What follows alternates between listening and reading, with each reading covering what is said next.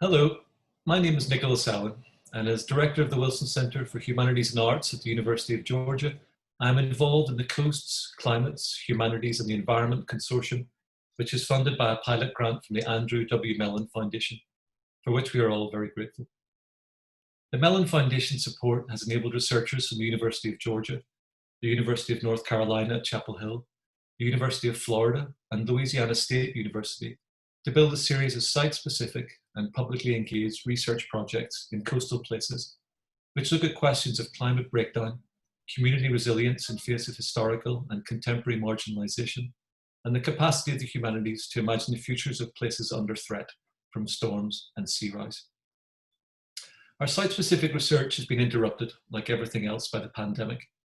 One of our aims is to create a series of online masterclasses in the subject of coastal studies. And given this is something we can do remotely now, I have asked a number of friends to take part in a series of conversations that we will share online. Some of these will be rooted in specific subjects connected to the consortium, and some, like today, will be broader conversations about the coast as a site of study and the diverse approaches evolving to engage with it. Joining me now are four scholars with four very different practices and perspectives. Steve Mentz, Valerie Babb, Alex Campbell, and Ryan Emmanuel are connected by their deep interests in coasts, in communities, and in water. They're also good friends, and I appreciate their taking the time to be with us today and to share their perspectives on coastal studies in this era of climate breakdown. Beginning with Steve and moving to Valerie, Alex, and Ryan in turn.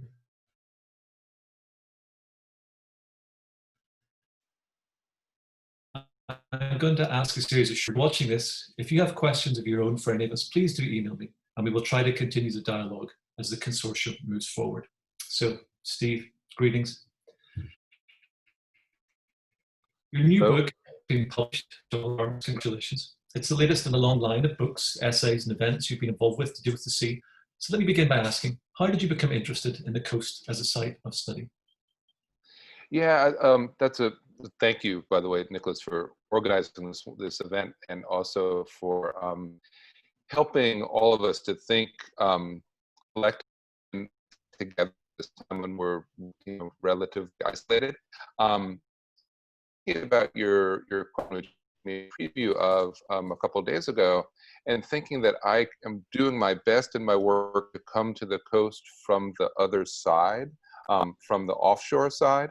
The book Ocean, sort of the title does suggest the way that it is trying to orient away from land. And I come to this significantly, as a scholar of Renaissance literature, and I come to it significantly from out of the literary tradition, out of Homer, out of Shakespeare, out of Ovid.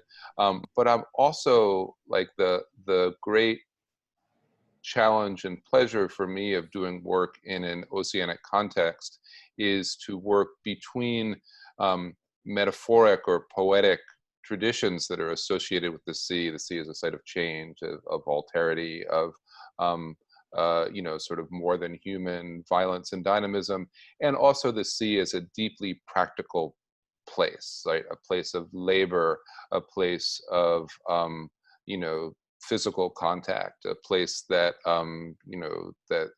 that humans have been living in direct physical and material contact with for a very long time.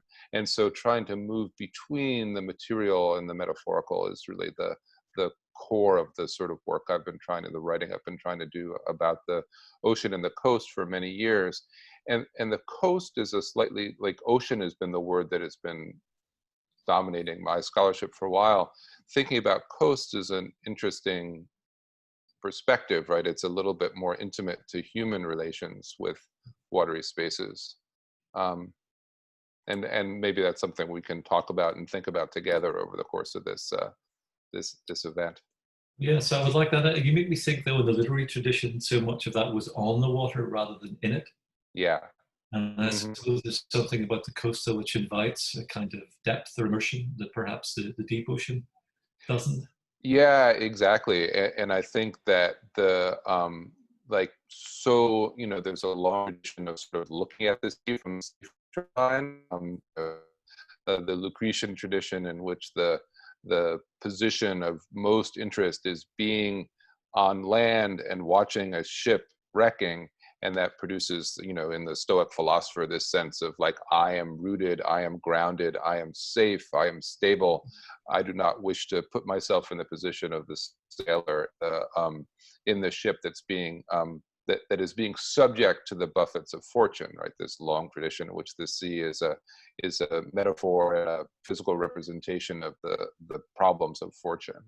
And I guess I've been thinking about ways to, you know, to take more seriously, or to, I think Lucretius does take seriously the lure of the shipwreck, but the sort of desire to go to the position of the shipwrecked sailor and also the shipwrecked swimmer, as opposed to simply locating human experience in a grounded context.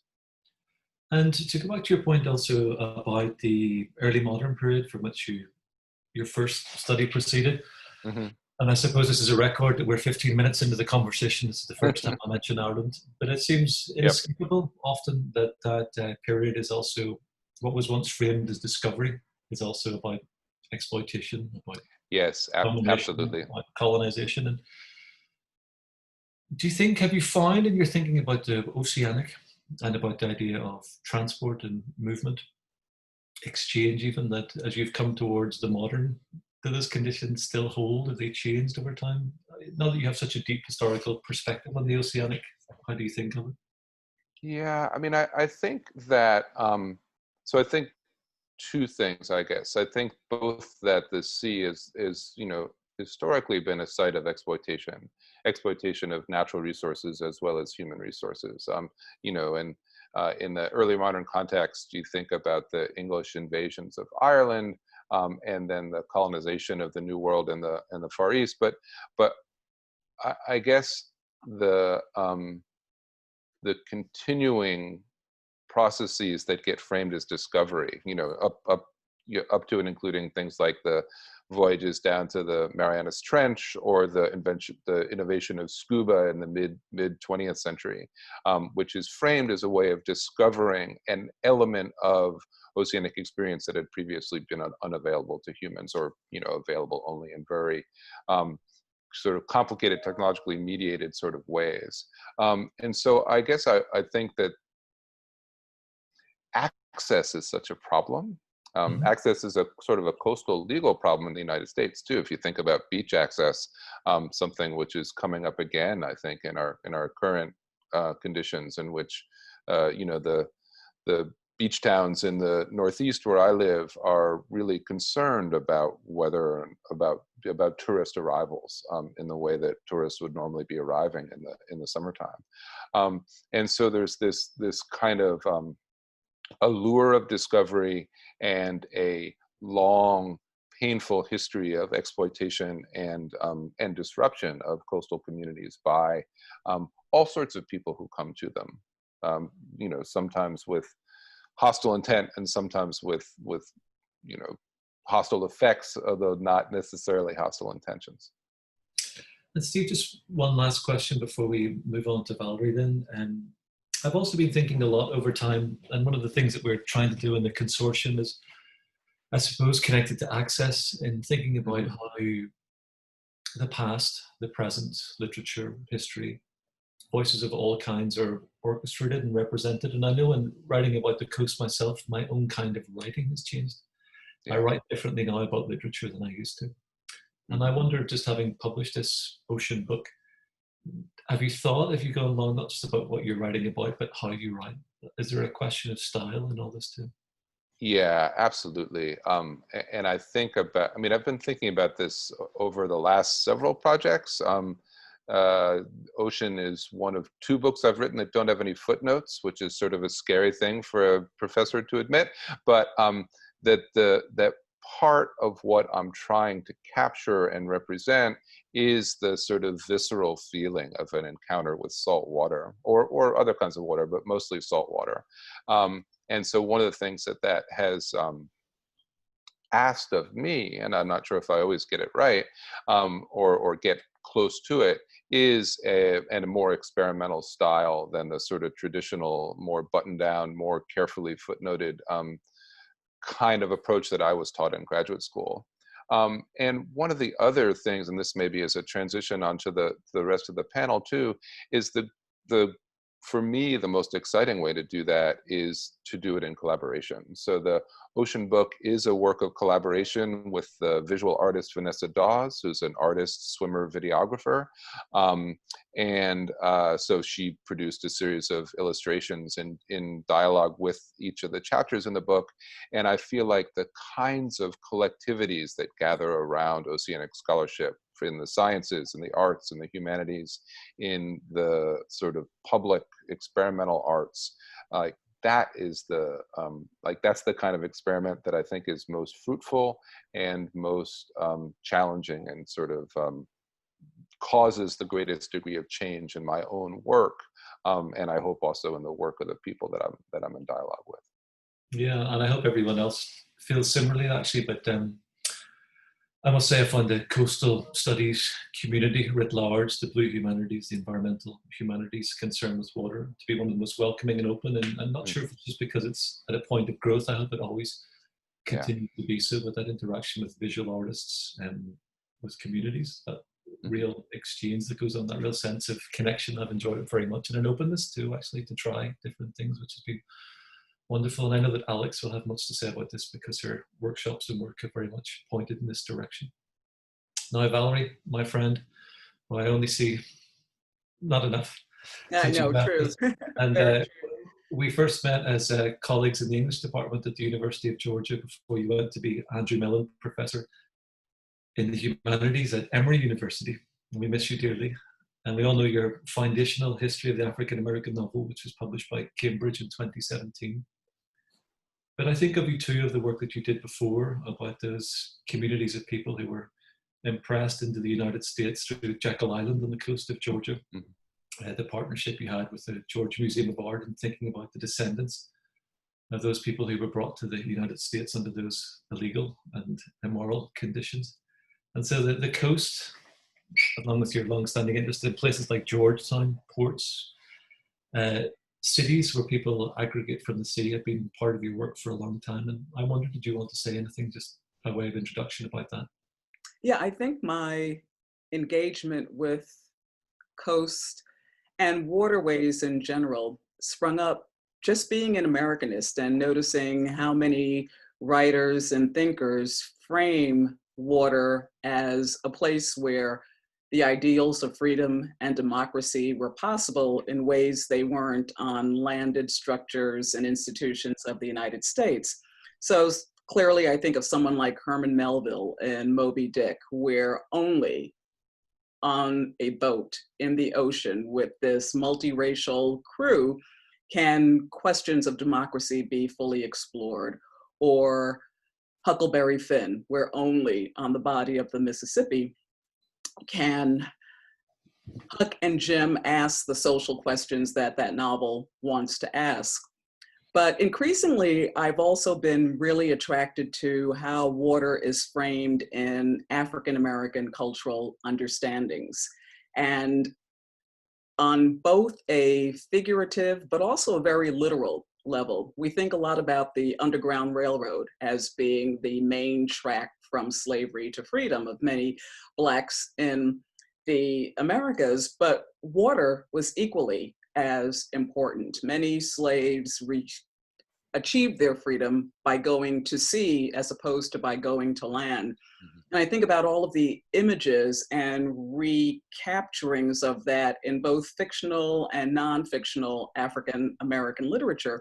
And it really becomes a thread that I think we need to explore as an avenue towards freedom. So that's been a very interesting topic to me. And then the work with Jekyll Island, actually seeing the manifestations of people who were illegally enslaved and needing the coast and water to hide that, but also how those people then use the coast and water to liberate themselves, if not physically, at least psychically. Use the coast and water and their relative isolations to be able to continue cultures and practices because those islands were ignored by what I'll call landed power. Yeah, it takes me back to conversations with Steve about the sort of second phase colonization of the coast in the northeast, whereby what had become coastal farms, which people didn't value, became these kinds of gated communities. Mm-hmm. And you can see some of that pressure, as you know very well, even in the coast of the southeast in the United States, mm-hmm. about these places which were places of refuge or of marginalization, now becoming places of value and questions of property tax and ownership and exclusion. Right, right. Talk to me a little bit more about the experience you had down at the coast and with the public schools, for example, in Brunswick, and just thinking about those places and their descendants, those sorts of freedoms you're talking about. Those are such rich areas for exploration and also engaging students. So most of my work with the Jekyll Island Authority focused on the wanderership and ways in which that could be commemorated. But one of the things I discovered were all of the wonderful archives that the Jekyll Island Authority has that haven't been fully ordered or made available to the public. And I think that's just a wonderful possibility for schools in the area and broader, especially now with all means of telecommunications that we actually have, to begin to archive that history and present that history so that we have expanded notions of what freedom represents and how freedom manifests itself in different locales and areas. And I'm noticing also that water, in terms of African-American scholarship, is really beginning to achieve a dominant position. When I think about a work such as Christina Sharp's In the Wake, as she uses water as that metaphor for examining so many aspects of life, social justice, retention of cultural history, not just in the past, but also in the present, not just in the United States, but also globally. And I think that's one of the advantages that these coastal areas and water gives us. They are so fluid, and I'm sorry, I apologize for that. They can't be conveniently categorized, they can't be conveniently contained. And so we begin to see the kind of human influences and the way they move and interact. I was thinking back to David Walker's Appeal, an 18th century abolitionist work that makes very powerful points, and it was made illegal in the United States because so much of the slaveholding establishment were fearful of its messages. But one of the ways in which it became so known was that sailors, Black sailors, took it up the coast from Florida all the way to New England, depositing it in various Black communities. So there was a kind of actual network that water and coastal movement allowed to begin and allowed for the dissemination of vital ideas and information that really fuel the Black abolitionist movement in particular. There's such scope, isn't there, for this remapping of the distribution of documents and archives and texts. It's fantastic. Mm-hmm. You make me think always there's such correspondence between the kind of work you think about and the kind of work I do in thinking about Ireland. This book I just finished about coasts, but I think the phrase that I came up with in the end was a kind of a grammar of liquidity. Yes. And those different ways in which words can be used, and even the different parts of the water cycle, which we'll get to when we come to Ryan. Mm-hmm. The different conditions of water, whether it's that saltiness that Steve talked about, or what are the conditions of the inland estuary of the upriver, the ways in which the coastal is such a malleable frame to think about these possible freedoms. That's really wonderful. Thank you, Valerie. Sure. So, Alex, this is making me think of the pictures I see of you out passing about starfish and crabs in the coast of Scotland. It's my day job, yeah. The way we're, we seem to be now physically more than ever detached from each other. But I think the work that you've been doing in the Scotland and thinking about poetry in Scotland and Ireland and your scholarship and then your practical application of these ideas to the workshops you've been undertaking and will undertake. I can see echoes of both the things that Steve and Valerie have been saying in your work. So maybe you might share with us also how you came to the idea of the coast and to water as an important subject in your study. Absolutely. So I think I'm going to start from a slightly less sort of academic version, which is I just love to swim. I grew up in a sort of a Navy family, so we were always moving around a lot to different sort of coastal areas and ports. Swimming and the coast and the sea has always been a really kind of integral part of my life in general. And then when I moved to Scotland, I think it was 2013, Scotland's really wet, both in terms of what falls from the sky, but also just in terms of its, thousands of locks and coastlines.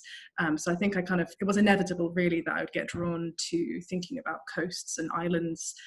So my doctoral research was mostly based around this idea of sort of archipelagic politics and how poets from across the sort of early 20th century into sort of the 90s, as far as I went, kind of look to islands and cross-sea relations as a way of sort of navigating environmental and political change. So that's kind of a comparative approach to sort of Scottish and Irish positions. But more recently, I've kind of moved beyond the scope of just sort of the British Isles. I found it too enclosing, and I'm now looking at sort of just like the whole ocean, sort of the global ocean, the world ocean, this idea of sort of specifically sort of spaces that I'm thinking of as sort of marine sacrifice zones that are engaging with these kind of very similar sort of things to what you were mentioning there, Valerie, about these long histories of sort of, I guess, sort of disposal and wasting and excess and violence, and how that's kind of being replayed in these kind of different sites. So the book project I'm working on is looking at sort of different spaces of configuration of waste and water. So things like the Gulf of Mexico, and thinking about the sort of like the oil sacrifice zones around there, thinking about sort of plastic gyres as a site of wasting and sacrifice, sea lanes, both kind of contemporary and historical routes of sort of transportation and disposal, and also sort of looking at sort of the abyss, that kind of deep sea spaces that are increasingly filling up with detritus that we just sort of throw away. Again, this is kind of, maybe this is going off the naval stuff, but my dad keeps sending me weird articles about about sort of like, I think it's Beaufort's Dyke, which is where the majority of post-World War II weaponry was just dumped in the North Irish of the Irish Sea, and sort of like, don't go swimming here. Like, thanks, Dad, I'll be okay. Yeah. I miss my mother sending me weird random articles as well.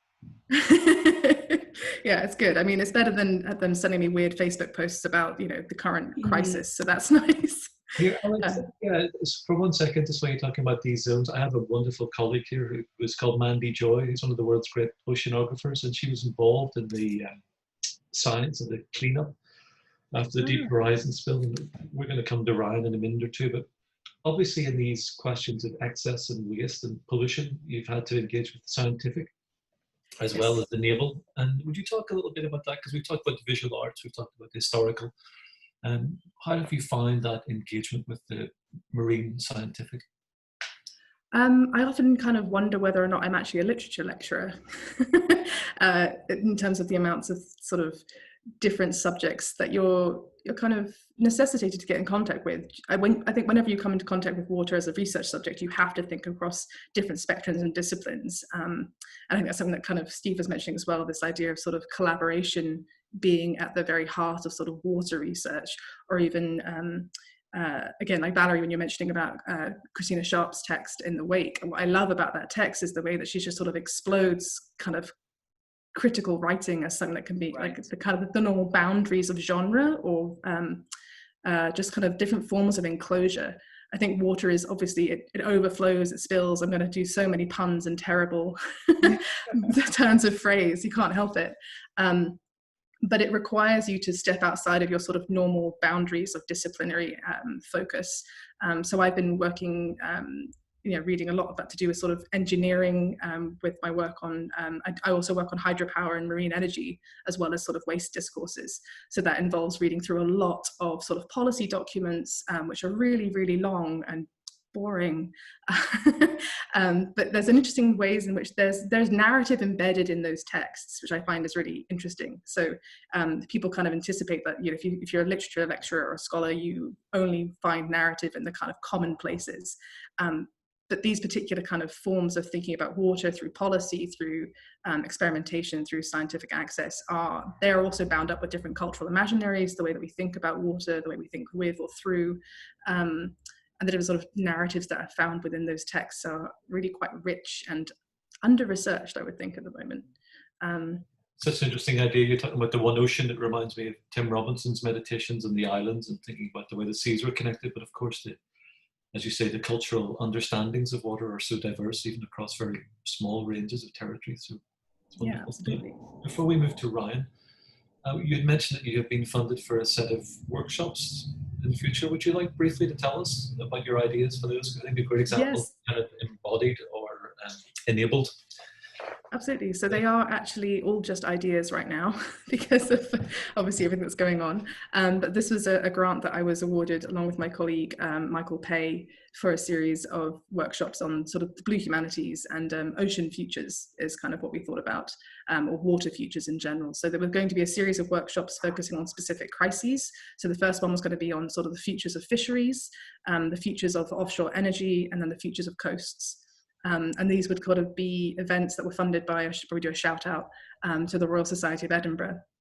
So it's just a small grant at the beginning for a series of kind of exploratory workshops that would then hopefully build into more sort of sustained community engagement projects. Just thinking about how people engage with and think through the spaces that they inhabit and work in and on. And particularly how in Scotland is very much trying to position itself as sort of at the vanguard of these kind of climate futures. It's very much trying to not just think about sort of green futures, but blue futures, both in terms of sort of its offshore energy production, not just wind, but it's the home to the kind of some of the world's largest sort of marine energy station. So trying to think through what does it mean to be working with water as a future making component, and how do you both make futures and meaning through different watery relations.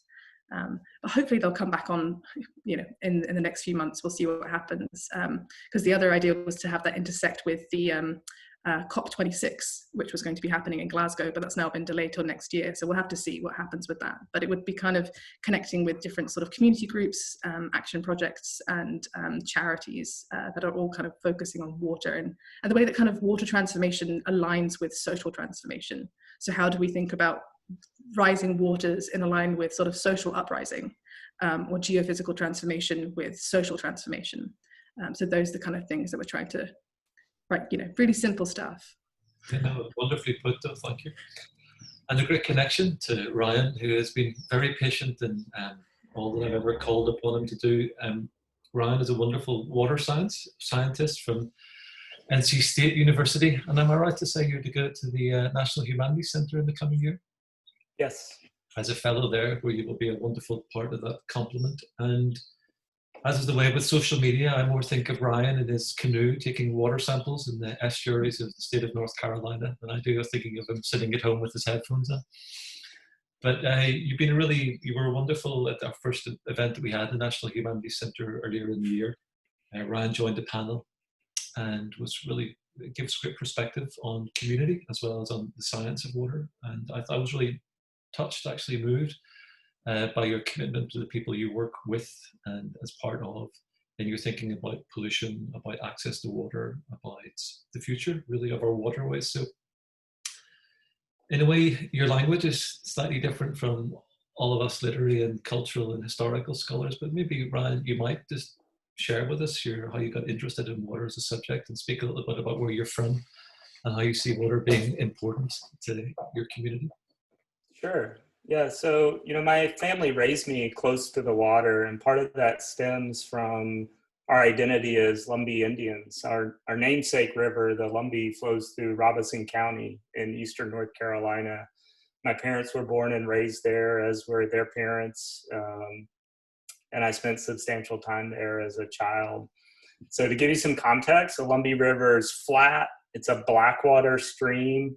It's not influenced by the coast or the ocean directly in any way, but it's helpful. So as an earth scientist, I can say, let's draw back and take a very long view and remember that 3 million years ago, this entire part of the world was at the bottom of a shallow sea. So this was a submarine environment, and the retreat of the seas slowly through time shaped and sculpted that entire region.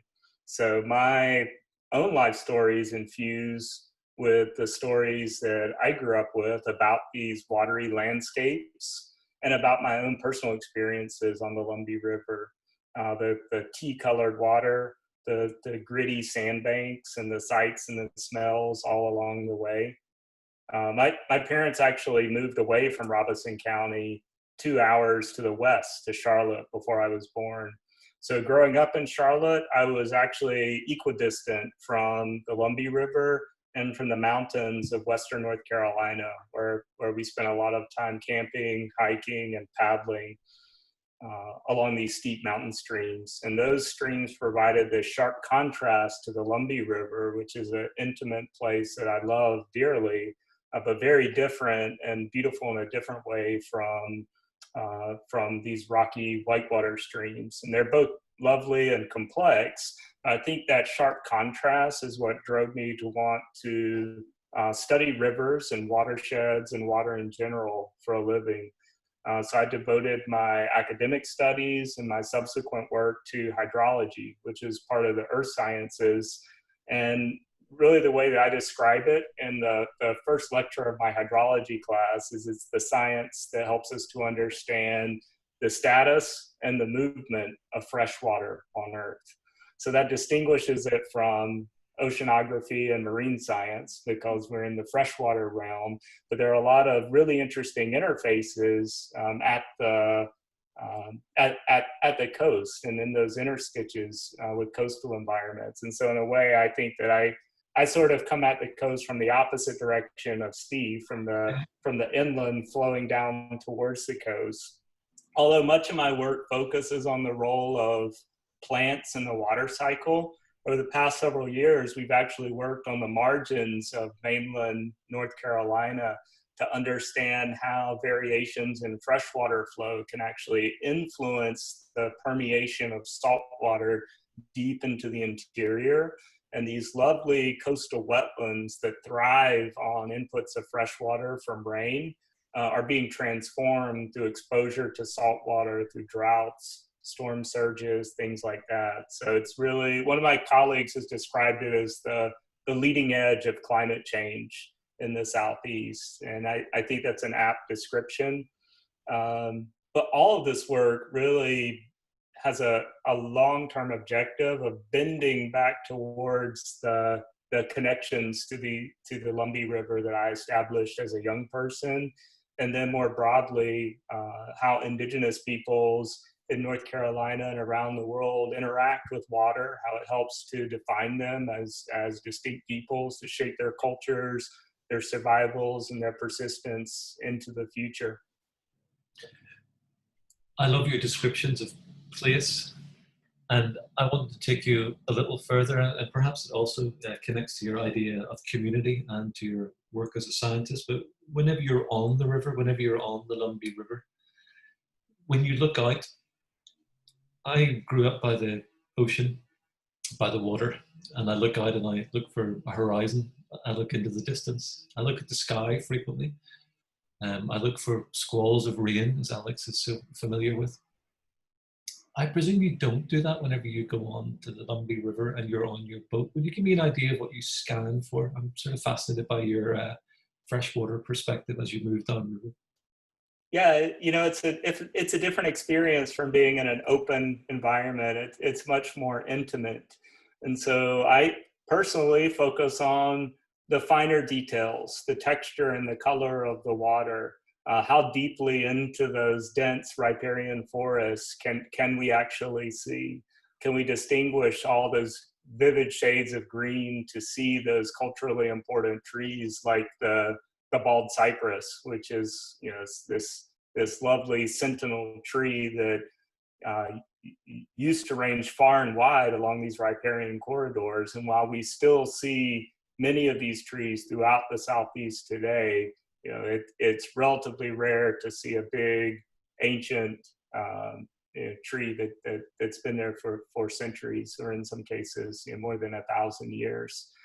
So you know, me personally, when I'm on the water, I'm looking at the fine texture.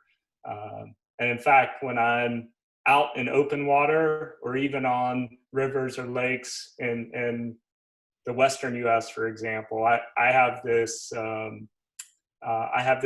this feeling of too much exposure. And so I long for that closed canopy and the intimate spaces that I find in the Lumbee River and other places like it. And perhaps this is something that we could all talk about now. And perhaps, Valerie, I'm hearing echoes of some of the conversation you had about populations finding a kind of, if not a freedom, at least a space to be relatively under their own terms in places that have been undervalued or unconsidered. But as the world continues to change and as pollution and climate breakdown affect even these places which were once marginal to metropolitan capital, how secure, Ryan, in the first instance, and then Valerie, perhaps you'd like to take us on, how secure do you think are the Lumbee community's attachment to the river, and how much is the river still a security for people in their sense of themselves and their hope for the future? Well, sorry, please, Valerie. Ryan, go ahead. No, go ahead, please. I have a limited perspective that is not informed by systematic research, but from informal conversations with community members, discussions with my own family, my own reflection. It's a tenuous relationship. I've seen this around other communities throughout what we commonly call Indian country, is that our connections to these natural places, these landscapes that have traditionally been so important to us, in some cases hang by a thread. Yeah, I think there could be a lot of work done to kind of flesh out why that is so and the details of that, but it's unfortunately threadbare in some cases. And so there are concerted efforts within the Lumbee tribe, as there are within many communities, to revitalize and renew some of those old relationships through ceremonies or through adoption of environmental conservation or management practices that use all of the tools of the 21st century leverage towards the purpose of saving important places. But in the Lumbee community, it seems to be something that is potentially ephemeral and potentially tenuous. Valerie? I absolutely agree. And again, similarly to what Ryan has said, I don't have any kind of systemic research to back this up, but conversations with friends who live in smaller communities outside of Savannah, but along the water, and their challenges are both environmental and also economic. So the environment is being eroded through all kinds of industrial practices, but then there's also gentrification that is threatening a lot of, especially the smaller Black communities who can no longer afford their taxes because larger developers or even more moneyed property owners are now finding these areas desirable. So with the combination of lessening economic opportunity in those communities and increasing, or at least perceived increasing, economic opportunities inland, a lot of these communities are being depopulated, as well as their environments being threatened. Valerie, the gentrification idea is really interesting to me because one of the threats that I view is the opposite, which is the devaluing of the natural environment. So instead of people being attracted to the Lumbee River because they find it beautiful and want to build vacation homes there, that landscape where I work is actually being turned into a sacrifice zone for industrial animal processing and things like this. Mm-hmm. So as we come to a close, and I think as always in these conversations, I don't think I've ever been embarked in any area of study in all my life that I have always learned something different and new each time I've had such a conversation. I'm struck by all of your commitment to the imaginative particularity of your concern, but also the invitation always, a little bit like Tim Robinson as he had in Ireland, where he said that when he would never be able to map a coastline because it was fractal and infinite. Mm-hmm. There's something always of larger scale. And Ryan, I'm stuck still how the scientists managed to get the best metaphor whenever you were thinking that we all lived in this kind of a shallow sea cradle in the American Southeast. Do any of you have any final reflections? And thank you for all of your thoughts so far, but about the idea of scale in these conversations, about how we can continue to engage with and think of locality while also admitting these much longer processes, whether they're centuries long to do with history or nation state or empire, or whether they're epochal in thinking about climate change in its broadest sense on the longest term. Have you any final reflections on scale when we're thinking about these studies of coast?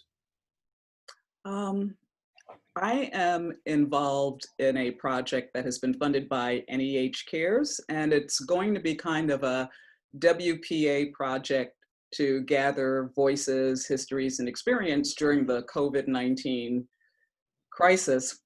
I would love to see something like that happen in coastal communities as well, where we can start to not only bring our expertise, but hear from the people who live there daily, hear and create a record of what they see or how they would define all of the issues that we have brought up. I was very taken by Ryan's point about the differences between coastal communities, inland water communities as well. And I think we need to hear that, hear the variety of what living by the water means to various communities and constituencies. I'm so glad you said that. The project that we have in our colleagues in LSU, especially just outside New Orleans, is really absolutely embedded in that. And I know the work that they've been doing in UNC and Ryan, we must get you more involved with that through NC State, has also been very much about that community partnership and thinking about these voices, not our interjections, but true partnerships that have been built and amplified. So I agree. But you and I should think about this also together. Alex? I think, yeah, I've got I guess something that I've been thinking of in the last few months is this concept of sort of like marine justice, basically. So sort of obviously working on this, the longer tradition of just sort of broader environmental justice themes, but how justice perspectives are really integral to addressing these questions of scale that you're talking about in terms of how local communities and experiences of certain spaces of living with water and water transformation or hydrological transformation are obviously connected to like huge systemic changes and histories of sort of, like you were saying, imperial violence or contemporary climate change. Like, I don't know, the question of scale is always one that kind of plagues us in these questions, but I have found justice perspectives to be increasingly fruitful for this. And it is something that's kind of come out in, I think there's a couple of papers specifically on marine justice that I found that kind of take frameworks from sort of classic water justice perspectives and trying to apply them more to sort of saltwater coastal contexts. And they're particularly kind of trying to highlight these questions of access that we've been talking about. And they're really driving forward this idea of sort of resistance through sort of discourses of care and maintenance and restoration. Resilience is also in there. I feel very conflicted about resilience as a discourse. I'm just sort of like, what are you trying to make resilience? Is it capital? It's always capital. Yeah. But I think that's one concept that can help kind of maybe shift between these different scales of local community versus sort of systemic injustice, systemic violence, systemic everything. Yeah, thank you. Steve, did you have any final? I love all those comments, and I think that the justice perspective is incredibly urgent, and it enables a different kind of a political framing of some of the questions about larger scales. I also, whenever I think about the challenge of thinking across scales, I come back to the old insight about the shifting baseline, right?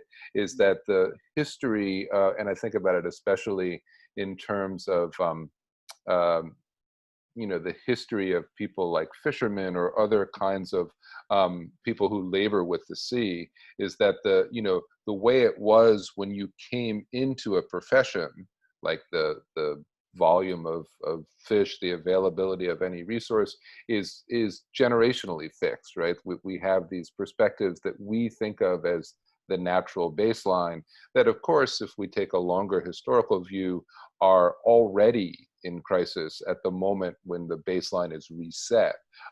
This is like an ecological problem more broadly, but I also think a lot about the